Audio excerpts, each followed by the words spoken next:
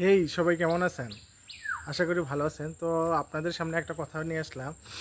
কথাটা হচ্ছে কি যে একটা সচেতনতামূলক হচ্ছে আপনার গল্পই ভাবতে পারেন।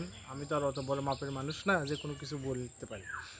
তো হচ্ছে মানে যে কথাটা মেন কথাটা এই কথাটা হচ্ছে গতকাল মানে আপনার হচ্ছে একটা ভিডিও দেখলাম যে মানে বেশ কয়েকজন মোটরসাইকেল চালাচ্ছিল। তার ভিতর ২ জন, আমি আবারও বলছি ২ জন এমনভাবে মারা গেল, কি বলবো, মানে ট্রাকের নিচে পিষে গেছে। মারা গেছে কি না জানি না, তবে আমার মনে হচ্ছে এরকম আর কি, ভিডিওতে যে টুক পর্যন্ত দেখলাম। তো যাই হোক, এটা দেখে আসলে আমি খুবই মর্মাহত হয়েছিলাম যে কি একটা অবস্থা, যে তাদের কাছে জীবনের কোনো মূল্যই নেই।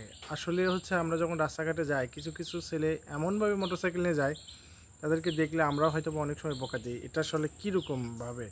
তো দেখেন, ওরা তো মারা গেছে, ওদের আসলে এখন ওরা বুঝবে না যে কি আসলে।